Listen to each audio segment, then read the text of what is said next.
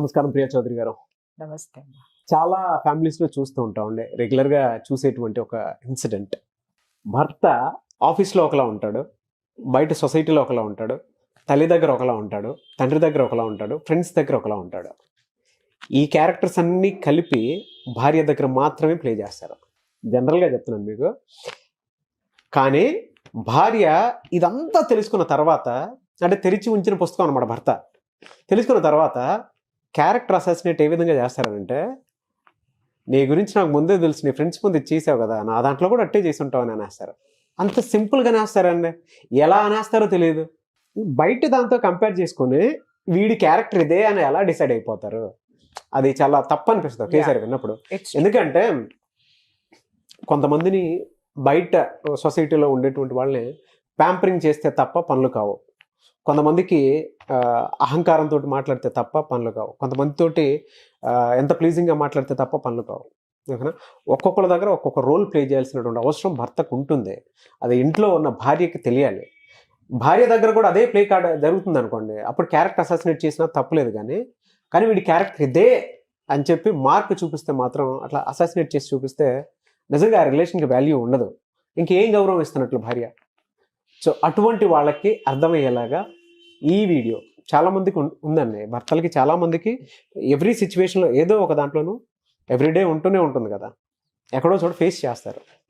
చెప్తా, ఎప్పటికది మాటలాడి అప్పటికది నెయ్యంబగు తప్పించుకు తిరుగువాడు ధన్యుడు సుమతి అని సుమతి శతకం ఒకటి ఉంది.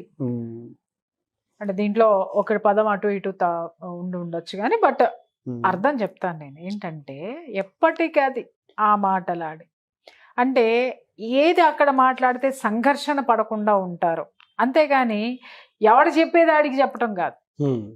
సంఘర్షణ పడకుండా, ఘర్షణ పడకుండా అక్కడ వాతావరణాన్ని కూల్గా చేసి అప్పటికది నెయ్యంబగు అంటే అప్పటికి అది న్యాయం చేసేయాలి. న్యాయం జరిగేటటువంటిది అయ్యుండి తప్పించుకు తిరుగువాడు ధన్యుడు సుమతి. అమ్మా, గొడవలు తెచ్చుకోకుండా, గొడవలు పెట్టకుండా తన యొక్క క్యారెక్టర్ ఏదైతే ఉందో పదిలంగా కాపాడుకుంటూ అందరి దగ్గర ఉన్నవాడు ధన్యుడు అని సుమతి శతకంలో చెప్పారు. ఇది వాస్తవం కూడానే. నేను మా ఇంట్లో నేను పడనేమో, పడనేమో కానీ, బట్ ప్రపంచం మొత్తానికి కూడా నేను ఎందుకు, నా ఫ్రెండ్స్ అందరిలో కూడా చిన్నవాళ్ళతో కానివ్వండి, పెద్దవాళ్ళతో కానివ్వండి, ముసలాళ్ళతో కానివ్వండి, అందరికీ నేను ఎందుకు ఇష్టపడతానో తెలియనటువంటి విషయం, చాలామంది కుళ్ళుకునేటటువంటి విషయం, చాలామంది మనసుల్లో క్వశ్చన్ మార్క్ అయినటువంటి నా దగ్గర దూరపు ఆ యొక్క ఇంకొంచెం దూరపు అతి దగ్గర బంధువులు, స్నేహితులు అందరికీ చెప్పేది ఏంటంటే, నేను ఇదే అప్లై చేస్తా. ఏంటి అనంటే, సంఘర్షణ వద్దండి. నువ్వెంత అంటే నువ్వెంత, నేను ఎక్కడికైనా వెళ్తా. నాతో నువ్వు పోటీ పడినప్పుడు, నీకు నాకు పోటీ లేనప్పుడు నేను నిన్ను విభేదించాల్సినటువంటి అవసరమే లేదు. ఫస్ట్ ఆ మనిషిని గమనిస్తాను. సార్, వీడేదో తేడాగా కొడుతున్నాడు అని అన్నాడు అనుకోండి, అప్పుడు ఫస్ట్ ఏం చేస్తానంటే, నాకు ఈ సైకాలజీ మా చిన్న పెదనాన్న నుంచి నాకు వచ్చింది. అర్థమైందా? మనిషి ఆయన సైకాలజీ స్టడీ చేసి సైకాలజీ గురించి నాకు ఎక్కువ చెప్తా ఉండేవారు అనమాట. ఏంటి అనంటే, ఫస్ట్ మనం వాడి దారిలోకి పోవాలా, వాడు మన దారిలోకి రాడు. మనం వాడి దారిలోకి పోతూ పోతూ పోతూ వాడు మనల్ని యాక్సెప్ట్ చేసిన తర్వాత అటు మళ్ళించాలి. అంటే ఇది నమ్మక ద్రోహం కాదా అని అనొచ్చేమో, దాన్ని నమ్మక ద్రోహం అనరు, ఒక మనిషిని దారిలో పెట్టడం అంటారు. నమ్మక ద్రోహం ఏంటి అనంటే, నీకు కావాల్సింది తీసుకుంటానికి వాడిని ఒప్పించడం ఏదైతే ఉందో, వాడిని నమ్మించడం ఏమైతే ఉందో, అది నమ్మక ద్రోహము. మా ఇంట్లో కొంతమందికి పడతాం, కానీ వాళ్ళతోటి నాకు బాగా పడుతుంది. మిగిలిన వాళ్ళందరూ ఏమనుకుంటారనంటే, దీనికి ఎట్లా సరిపడుతుంది వాళ్ళిద్దరికి, ఇది ఎట్లా బొట్లో వేసుకుంటుంది. మా పెద్ద తమ్ముడు ఒక మాట అంటాడు, ఉసే నువ్వు మాటలు చెప్పి జనాలను బొట్లో వేసుకుంటావే అంటాడు. నేను వాడితో అంటా, ఒరే మరి నేను మాటలు చెప్పేదాన్నే కదరా, మరి నాకు అర్థం కాకడితే నీతో ఒక గంట కూర్చుంటారా, నువ్వు ఎందుకు ఒప్పుకోరా నన్ను అని అడుగుతా. వాడు ఒప్పుకోడు. మరి నేను అంత బాగా మాటలు చెప్పేసి బొట్లో పడేసి దాన్ని అయితే ముందు ఆయనే పడేయాలి. అవును, సరే మీ అమ్మకి చెబుతారా 4 మాటలు, మీ అమ్మకి నాకు ఆరం బాతిక, నేనేం చేసినా మీ అమ్మ మెచ్చదు, మరి మీ అమ్మని ఎందుకురా మెప్పించలేకపోయాను అంట. అక్కడితో అయిపోయింది. అది కాదండి. ఎదుటివాడిని మనల్ని స్వీకరించాలి ఎదుటివాడు అనుకున్నప్పుడు వాడితో మనం ప్రయాణం చేయాల్సినటువంటి అవసరం ఉంది. ప్రయాణం చేస్తూ చేస్తూ వాడి యొక్క యాటిట్యూడ్ని మనం గమనించి దాన్ని సరైనటువంటి మార్గంలో పెట్టాలి అని అంటే ఫస్ట్ వాళ్ళ దారిలో మనం వెళ్ళాలి, వాళ్ళని నొప్పించకుండా ముందుకు తీసుకెళ్ళి తర్వాత ఒప్పించేటటువంటి ప్రయత్నం చేసేటటువంటి పని ఏదైతే ఉంటుందో దాన్ని ఏమంటారు అనంటే, ఏమంటారు దాన్ని చెప్పండి, తెలివితేటలు అంటారు. ఓకే, దాన్ని అప్పటికప్పుడు సమయస్ఫూర్తి అంటారు. ఒకటి వాళ్ళ దారిలో వెళ్ళడం అనేటటువంటి కాన్సెప్ట్ చూస్ చేసుకోవడం తెలివితేటలు అయితే, వాళ్ళని మన దారిలోకి తెచ్చుకోవడం అనే దాన్ని సమయస్ఫూర్తి అంటారు. ఈ రెండు ఏ మనిషిలో అయితే ఉంటాయో వాడు హ్యాపీగా ప్రపంచాన్ని ఈజీగా జయించేస్తాడండి. వాస్తవంగా చెప్తున్నాను కదా. నేను మా ఇంట్లో చాలా మందికి నేను పడినని చాలాసార్లు చెప్పున్నా, కానీ ఏదైనా విషయం వచ్చింది అంటే మాత్రము వాళ్ళు నన్నే కాంటాక్ట్ చేస్తారు. వాళ్ళకి బాగా తెలుసు ఆ సమస్యని నేను మాత్రమే ఓవర్కమ్ చేయగలను, నేను మాత్రమే దాన్ని సాల్వ్ చేయగలను అనేది వాళ్ళకి బాగా నమ్మకం. వాళ్ళ మనసు నన్ను ఒప్పుకుంటుంది, కానీ వాళ్ళ బుద్ధి నన్ను ఒప్పుకుంటుంది, కానీ వాళ్ళ మనసు నన్ను యాక్సెప్ట్ చేయదు. అంతరాత్మ నన్ను యాక్సెప్ట్ చేస్తుంది, వాళ్ళ మనసు యాక్సెప్ట్ చేయదు. ఎందుకంటే ఈగోస్ ఉంటాయి వాళ్ళల్లో, నేను దీన్ని ఎందుకు ఒప్పుకోవాలని. కానీ ఎప్పుడైతే వాళ్ళకు ఒక ప్రాబ్లం వస్తుందో, లేదా ఎప్పుడైతే వాళ్ళకు ఒక సమస్య వస్తుందో, ప్రాబ్లం సమస్య రెండు ఒకటే, ఒక చిక్కు ప్రశ్న వాళ్ళ జీవితంలో ఉంటే సలహా మళ్ళీ నాదే కావాలి. ఎందుకు కావాలి అంటే, నేను స్టడీ చేస్తున్నాను కాబట్టి, నేను వెళ్ళేటటువంటి దారి తీరు ఏదైతే ఉందో వాళ్ళు చూస్తున్నారు కాబట్టి దే నీడ్ మై హెల్ప్. అది ఉంది, ఖచ్చితంగా ఉంది. ఇక్కడ మీరు భర్త విషయానికి వచ్చారు. పాపం భర్త పోషించే పాత్ర ఇదే. ఏంటి అని అంటే, అందరు భర్తలు కాదు, అందరూ కాదు, నాగరాజు లాంటి వాళ్ళు కొంతమందే ఉన్నారు, వాళ్ళ గురించి చెప్తున్నారు. అంటే చాలా మంది కింద వచ్చేస్తారు, మా ఆయన ఇది అబద్ధాలు ఆడటమేనా. అబద్ధాలు ఆడే వాళ్ళ గురించి నేను మాట్లాడటం లేదు. నేను చెప్పాను చూసారా, నమ్మక ద్రోహం చేసే వాళ్ళ గురించి నేను మాట్లాడలేదు. సమయస్ఫూర్తి తెలివితేటలు ఉన్న భర్త, ఆ భర్త గురించి నేను మాట్లాడుతాను. అతనికి ఏంటి అని అంటే, భార్య గురించి 24 గంటలు వాళ్ళమ్మ సోద్యోతూనే ఉంటుంది, కంప్లైంట్ చెప్తూనే ఉంటుంది. లేదు తమ్ముడు గురించి, అన్న గురించి, లేకపోతే ఇంకొకరి గురించి, ఫాదర్ అప్పుల గురించి, వాటి గురించి మాట్లాడుతూనే ఉంటాడు. ఇవన్నీ బుర్ర తినేస్తూ ఉంటాడు. ఈయనేం చేస్తాడు అని అంటే, అరే భార్య గురించి అమ్మ దగ్గర పొగిడితే వేసేస్తుంది అమ్మ, అమ్మ గురించి భార్య దగ్గర పొగిడితే వేసేయటం కాదు, మూసేస్తుంది తలుపులు, ఇంకా నో ఎంట్రీ. కాబట్టి ఏం చేయాలి, తల్లి దగ్గర ఏమంటాడు, అది అంతేలేవే, నీ అంత ఓర్పు అందరికీ ఉండద్దా, నువ్వు కానీ అంటాడు. అదేం పెద్ద ప్రాబ్లం ఏం కాదు. అలా కాకుండా, అవునమ్మో ఇట్ట చేసింది, పొద్దున కూరండ్లా, రాత్రి అజ్జేలా ఇజ్జేలా అంటే ఆడేదవా, వాడిని మనం సస్పెక్ట్ చేయాల్సినటువంటి అవసరం. దాన్ని వదిలేవే, నీ అంత ఓర్పు అందరికీ ఉంటుందా, మా అమ్మ బంగారు తల్లి, మా అమ్మ కాబట్టి ఇవన్నీ మోసుకొస్తుంది అని అమ్మను పొగిడేశాడు అనుకో, అది దాన్ని సమయస్ఫూర్తి అంటారు, తెలివితేటలు అంటారు. నా కడుపు కోసం ఏమైనా చేయొచ్చు, కానీ ఇదిగో దానికి ఇష్టంగా ఇది తీసుకెళ్ళు అని కోడలకు కూడా ఇప్పించుకుని తెచ్చేవాడు సమయస్ఫూర్తి కలిగినటువంటి వ్యక్తి. అలాగే తండ్రి ఉన్నాడు, తండ్రి దగ్గర కూడా అంతే. వ్యాపారంలో కానివ్వండి, దేంట్లోనైనా సరే అతనికి ఏ విధంగా అతన్ని ఒప్పించగలడో ఆ దారిలోకి వెళ్ళి ఒప్పించి ఆ సమస్యలు లేకుండా చేసుకోవడం అనేది సమయస్ఫూర్తి. అలాగే ఆఫీస్లో ఇంటి దగ్గర కూర్చొని భార్య ముందే, అరే నేను ఇప్పుడే బయటకు వచ్చాను రా అంటాడు. పాపం ఎదుగున్నాను, పాపం పక్కనే ఆవిడ ఇలా భుజం మీద తల అనిచ్చి ఇలా ఇలా ఇలా గడ్డం పుచ్చుకుని ఆడుకుంటా ఉంటది. ఈయనేమో ఈ మాట చెప్తాడు, నేను బయటకు వచ్చాను రా, చాలా బిజీగా ఉన్నాను రా అని చెప్పేసాను. అప్పుడు ఆవిడ ఇలా చూస్తూ ఉంటది, ఓ నాతో బిజీగా ఉన్నానని ఈ వెధవ చెప్పచ్చుగా, భార్యతో ఉన్నానని చెప్తే ఏం పోయిందో అంటాడు. పెళ్ళాంతో ఉన్నానంటే వాడితో ఏం పడుతుందో వీడికి మాత్రమే తెలుసు. కాబట్టి అది జీర్ణం చేసుకోదు. సర్రన వాడిని ఒక తోపు దోసేసి అంటే ఎందుకు ఇట్లా చెప్తావు, ఇంట్లో ఉన్నానని చెప్పుకోవచ్చు అంటే ఆ మనసులో ఉంటుంది కానీ బయటికి చెప్పలేదు. అక్కడ ఒక సంఘర్షణ వాతావరణం అనేది ఒకటి ఉంటుంది, అదైపోతుంది. సరే వాళ్ళ నాన్నతో కర్మగాలి ఈ యొక్క పెద్ద మనిషి వాళ్ళ నాన్నతో మాట్లాడాల్సి వచ్చినప్పుడు, అవునానా అదేంటి మొన్న అది నానా ఇది నానా అని తనకు తెలిసినటువంటి యథార్థాన్ని కొంచెం మార్చి దాన్ని ఆయన బాధపడకుండా చెప్పడం అనేది ఈవిడ వింటుంది. వాళ్ళమ్మ ఉంది, వాళ్ళమ్మకి ఇదే ఇష్యూలో ఉన్న వాస్తవాన్ని దాచిపెట్టి, అంతేగాని మభ్యపెట్టి కాదు, దాచిపెట్టి ఆమె ప్రశాంతంగా ఎలా ఉంటుందో చెప్పడం అనేది ఈమె వింటుంది. ఆఫీస్లో చెప్పేది ఉంటుంది, తండ్రికి చెప్పేది ఉంటుంది, తల్లికి చెప్పేది ఉంటుంది, ఫ్రెండ్స్ ఉంటారు. ఇంకా ఫ్రెండ్స్ అరే నువ్వు అర్జెంటుగా రావాలి రే, వాళ్ళు సాయంత్రం పార్టీ పెట్టుకుందాం అంటే ఇది పగలగొట్టేస్తుంది ఈపు పెళ్ళాం. ఎందుకంటే ఆ రోజు సాయంత్రం షాపింగ్ పెట్టుకుంటుంది, లేదా ఆ రోజు సాయంత్రం కూరగాయలు తరుగు, నీకే పని లేతే నువ్వు అక్కడ పోతే నేను మందు బాటిల్ ఓపెన్ చేస్తే నువ్వు ఎక్కడ ఉంటావు అని అంటే, ఎందుకు వచ్చి నువ్వు గోల్లే అనుకొని సరే ఇంట్లో అరే మా ఆవిడ షాపింగ్కి తీసుకెళ్లాలని స్వచ్ఛందంగా చెప్పేవాళ్ళు చాలా తక్కువ మంది ఉంటారు. కానీ అందరు చెప్పుకోలేరు కదా, ఇగో అనేది ఒకటి ఉంటుంది కదా. అరే నాకు అర్జెంట్ పని ఉందిరా, మా బాస్ పిలిచాడు, నేను వెళ్ళాలనుకుంటున్నాను, ఏదో సంథింగ్ అది చెప్తాం. ఈ క్యారెక్టర్స్ అన్నిటినీ చూసేసినటువంటి భార్య తెలుసుకోవాల్సింది ఏంటంటే, అబ్బా నా మొగుడు ఎంత సమయస్ఫూర్తి పరుడు. ఎప్పుడు అనుకోవాలి అని అంటే, కొంపలు ముంచకుండా బయట యథవేషాలు వేయకుండా ఇది ఏ నిజాయితీ అయితే ఉందో ఏదైతే ఉందో ఆ క్యారెక్టర్ ఉన్నప్పుడు నా భర్త సమయస్ఫూర్తి కలిగినటువంటి వ్యక్తి, ఎవరిని నొప్పించడు, నేను హాయిగా ఉన్నాను, నా వరకు గొడవలు తీసుకురాడు, నా వరకు నా అత్త నన్ను తిట్టేటట్టు చేయడు, నా మామ నన్ను దెబ్బి పొడిచేటట్టు చేయరు, ఆఫీస్లో వాళ్ళు నా మీద పడేటట్టు చేయరు, స్నేహితులు నన్ను వెక్కిరించేటట్టు నా మీద కంప్లైంట్ చెప్పడం, అలాగే స్నేహితులను కూడా నేను అర్థం చేసుకునేటట్టు మాట్లాడతాడు. ఎక్కడా కూడా నన్ను తక్కువ చేయటం కానీ, తను ఎక్కువ అవ్వడం కానీ, లేకపోతే ఎవరినైనా కించపరచడం కానీ ఇతను చెయ్యడు. నా భర్తలో చాలా సమయస్ఫూర్తి ఉంది, నేను లక్కీ ఫెలో అని ఫీల్ అయిన రోజున ప్రశాంతంగా పడుకొని నిద్రపోదు. అట్లా కాకుండా దానికి ఉన్నదే పీత బుర్ర అనుకుందాం.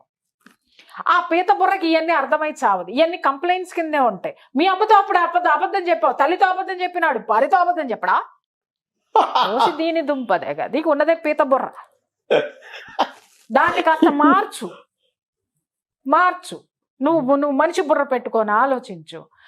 నీ భర్తలో సమయస్ఫూర్తి ఉందా, మోసగారితనం ఉందా, నువ్వు క్యాలిక్యులేట్ చేసుకునేటటువంటి విఘ్నత నీకు ఉండాలి. ఆ విఘ్నతని ఏర్పాటు చేసుకో. నీకేమన్నా ఇంట్లో సమస్యలు తీసుకొస్తున్నాడా, అందరి దగ్గర నీ గురించి అబద్ధాలు చెప్తున్నాడని నీకేమన్నా రిపోర్ట్స్ వచ్చాయా? ఆ రిపోర్ట్స్ వచ్చినంత మాత్రాన, చెప్పినంత మాత్రాన నువ్వు మళ్ళీ ఎగేసుకుంటా మొగుడి మీద పడిపోకుండా కాస్త మనసు పెట్టి విఘ్నతతోటి ఆలోచించి వీళ్ళు నిజం చెప్తున్నారా అబద్ధం చెప్తున్నారా అనేటటువంటి ఒక విశ్లేషణ, ఒక నిరూపణ, రెండిటిని శోధించి దాన్ని ప్రశ్నించుకున్న తర్వాత సాధించటం మొదలుపెట్టు.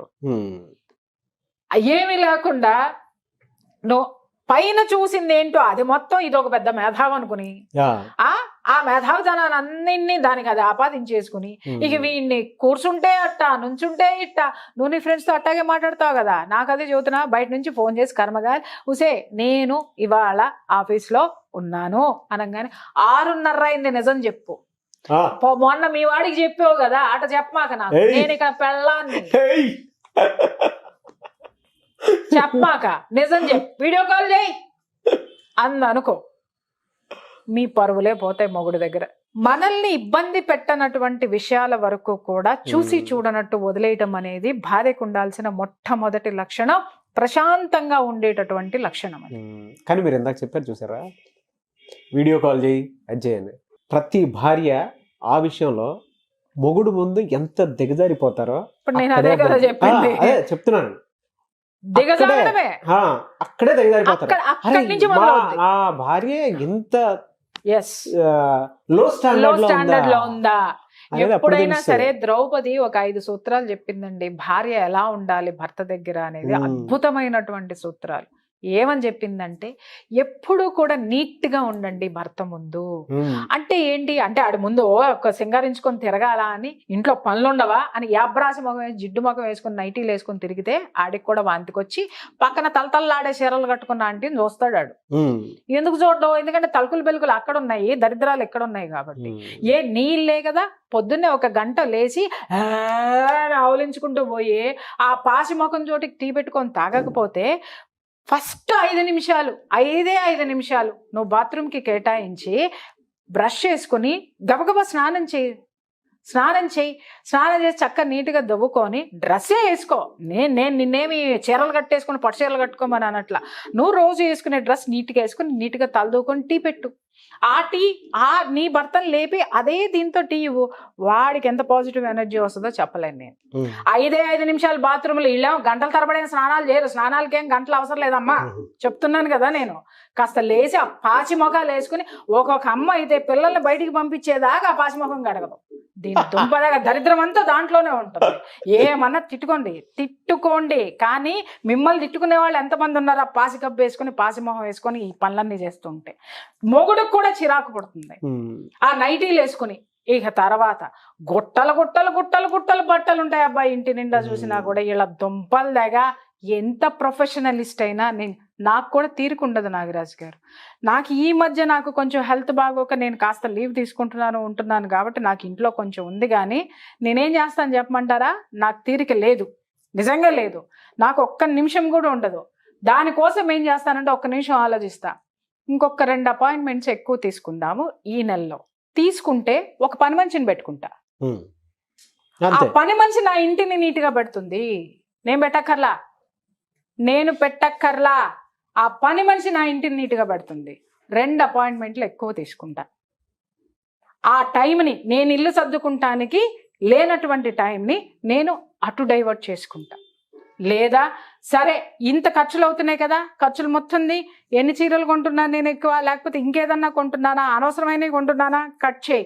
ఈ 2000 మిగిలిన ఈ నెలలో 2000 కోసం ఒక అమ్మాయిని 1 గంటకు మాట్లాడుకుంటారు రోజుకి. అమ్మ ఇల్లు ఇదిగో పొద్దున్నే వచ్చి పనమ్మాయి ఇది చేసిపోతుంది, ఇదిగో నా గుడ్డలు మడత పెట్టి నా రాకుల్లో సర్ది పెట్టడానికి ఈ 2000 నీకు ఇస్తా, వస్తావా? అయిపోయా. ఇల్లంతా నీట్గా ఉంటుందండి, హ్యాపీగా ఉంటుందండి, మనశ్శాంతి. భర్త బయట నుంచి రాగానే మీరు చక్కగా నీట్గా పక్క సర్ది పెట్టండి, బెడ్రూమ్ నీట్గా పెట్టండి, మంచి ఫ్రాగ్రెన్స్ వచ్చేది పెట్టండి. వాడు సగం కాదు కదా దుంప దగ్గర వచ్చి అటా పడుకొని నీ ఒళ్ళోనే పడుకుంటాడు. ఎందుకంటే ఆ మనసు అంత ప్రశాంతంగా ఉంటుంది, అంత పాజిటివ్ ఎనర్జీ వస్తుంది. నువ్వు గుడ్డలు ఎక్కడ ఇడిసినాయి అక్కడ ఇడిసిన బట్టలు. రెండో విషయం చెప్తాను, ఇడిసిన బట్టలు ఎక్కడ పడితే అక్కడ బారేస్తారండి. మొగుడు అట్టాగే పడేస్తాడు, పిల్లలు అట్టాగే పడేస్తారు, ఇది అట్టాగే పడేస్తుంది.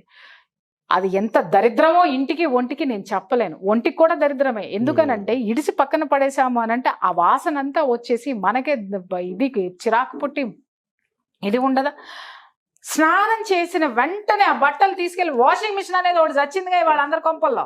ఏంటి దాంట్లో ఒక్క నిమిషం చేయలేరా పని? అయిపోయే ఇంట్లో ఎక్కడుంది చెప్పండి, బట్టలు ఎక్కడుంటాయి? అవును, మొత్తం పని మనిషి బయట వాషింగ్ మిషన్ లో వేసి ఆరేసుకున్నాము. ఆరేసినటువంటి గుడ్డలు 4 రోజులైనా తీరబ్బాయి ఎవరో కూడాను. ఖాళీ లేదండి, బిజీగా ఉన్నానండి. నీ బిజీ బొందబెట్ట. రేపొద్దున దరిద్రం ఇంట్లో చుట్టుకుందంటే, ఇంటికి ఒంటికి డబ్బుకి చుట్టుకుందానంటే మొత్తం ఇంట్లోనే ఉండాలి ఆ దరిద్రాన్ని వేసుకుని. అర్థమైందండి? ఇక అంటే మీరు అడిగింది ఒక క్వశ్చన్, ఎక్కడికో వెళ్తున్నానని మాత్రం అనుకోకండి. మొగుడిని సాధించడం అనే దాంట్లో మొగుడికి ఎక్కడ నీ మీద ఆ విధమైనటువంటి లోకువ భావన వస్తుందో, ఎక్కడ మీ ఇద్దరికి గొడవలు వస్తాయో, మొగుడిని సాధించటం అనేది మానేసి ఇంటిని సాధించుకో, ఒంటిని సాధించుకో, పిల్లల్ని సాధించుకో. నీ వరకు నీకు ఏ విధమైనటువంటి లోటు రాకుండా చూడు. ఆ తర్వాత వాడు ఏమన్నా ఉన్నాడు అనంటే ఒక్క నిమిషం అని చెప్పి బోల్ట్ పెట్టు, లాగి పెట్టు, ఒకటి పీకు. ఎవడేం మాట్లాడు. బయటకు వచ్చి కావాలంటే నువ్వే ఏడు నన్ను కొట్టాడండి అని.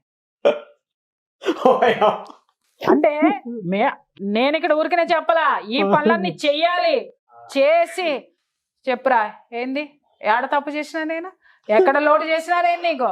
బెడ్ మీద చేశానా, బెడ్రూమ్ లో చేశానా, ఇంట్లో చేశానా, తిండికి చేశానా, ఒంటికి చేశానా, ఇంటికి చేశానా? ఏందిరా మాట్లాడుతున్నావు? నాడు నాడు చెప్. ఏం మొగుడు నోరెత్తుతాడో చూస్తా నేను.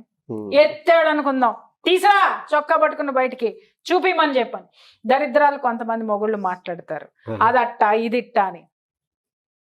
మాట్లాడతాడేమోనని భయంతో సగం కాపురాలు చితికిపోయి చచ్చిపోతాయి, సగం రోగాలు వచ్చేస్తాయి.